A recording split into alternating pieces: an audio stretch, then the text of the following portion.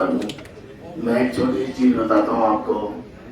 हो सकता है मेरे को एक्चुअली में भाषण देना ये कुछ बोलने का तरीका कम है, काम तो मैं पूरे कर लेता हूँ बड़े से बड़े भी, मगर जो बोलने का वो स्टाइल है वो कभी किसी ने सिखाया नहीं मेरे को। मैं तो एक छोटी सी दुकान जीन से लेके और मैं गोल्ड माइनिंग तक काम करके ये आपके बीच में आया।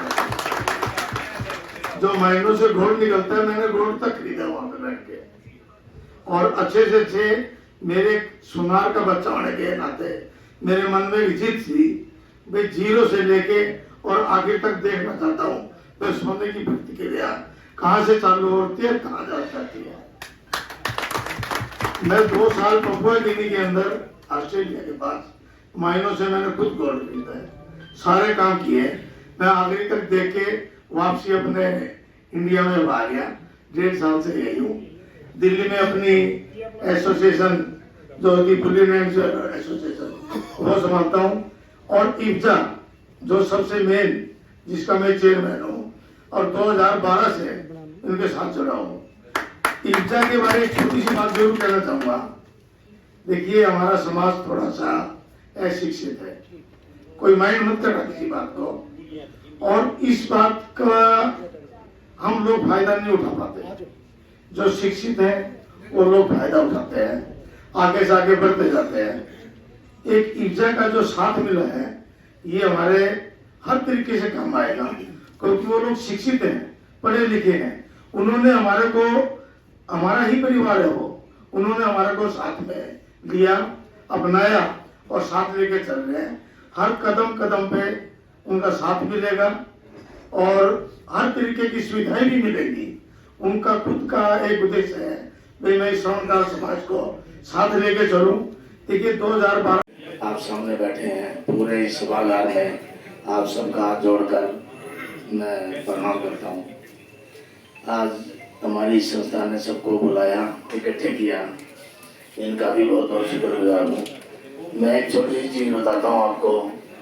हो सकता है मेरे को एक्चुअली में भाषण देना ये कुछ बोलने का तरीका कम है, काम तो मैं पूरे कर लेता हूँ बड़े से बड़े भी, मगर जो बोलने का वो स्टाइल है वो कभी किसी ने सिखाया। लोग इकट्ठे हुए और उस रैली के अंदर एक समाज ने दिखाया कि स्वर्णकार समाज क्या चीज है। और यकीन मानना शुरू में मोदी जी आए थे, पॉलिसियां थोड़ी आपस में दूसरे टाइप की थी, शायद हमारे को साथ नहीं मिला, मगर बाद में जो उन्होंने साथ दिया वो भी दिल से दिया, अच्छा काम किया। आज हम लोग सब भी शायद बीजेपी के मन से मन मिला के चल रहे हैं और हमारे साथ अच्छा ही हो रहा है। ठीक है सर। और मैं ये चाहूंगा आप सब लोगों की एकता वो जरूरी है, सब लोग एक बने, नेक बने, मिलके चले, सब काम सफल होंगे। जय हिंद, जय भारत। कोई भी अकेला आदमी कुछ नहीं कर सकता बिना सहयोग के, बिना साथ के, सभी विचार को लेकर के। तो आज ये जो अगवानी कर रहे हैं जोगिंदर भाई जी, मैं इनको बहुत ही बधाई भी देती हूँ, शुभकामनाएं देती हूँ कि कभी बहुत ऊंचाई तक खुद की जाए, समाज को भी बहुत ऊंचे तक लेकर के जाए। ऐसी मेरी हृदय से शुभ मंगल कामनाएं हैं, भगवान से प्रार्थना।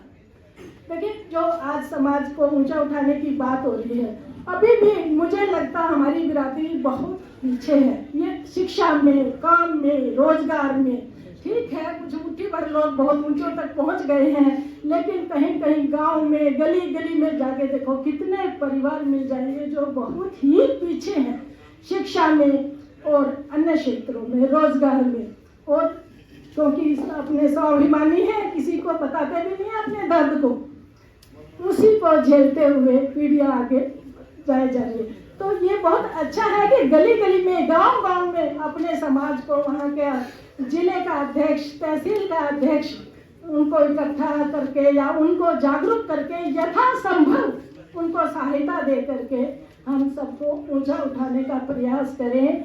शिक्षा के क्षेत्र में कहीं भी हमें लगे कि कोई यहाँ पर शिक्षा के अभाव में हमारे बच्चे पीछे रह रहे हैं, जरूर आगे बढ़ करके मदद करें। सच बताओ, एक बच्चे की फीस जमा करने से पता नहीं कितना भगवान देता है। ये मैं अपने जीवन का अनुभव बता रही हूँ कि बहुत ज्यादा ये नेक नीति के साथ में। देखिए मैं तो एक श्लोक इसके लिए हमेशा बोलती हूँ, जीवन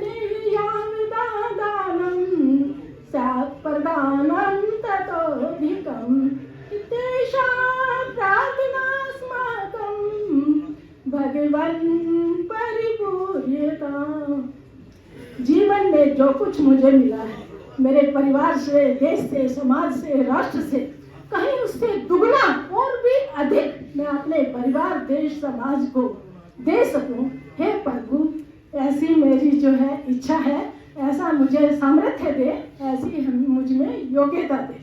तो ये भावना हम सब लेकर के चले। अपने लिए तो सभी जीते हैं, हाथ पकड़ के चले, दूसरों को भी ऊंचा उठाए। ये ऐसी मनोकामना के साथ मेरा ये संगठन आगे बढ़ेंगे, काम करेंगे तो जरूर हमारा बच्चा बच्चा बहुत ऊंचाइयों पर होगा। कहने को बहुत कुछ है, लेकिन बड़े लोग हैं, सबने बोलना होगा। इसी साथ में इसी बात के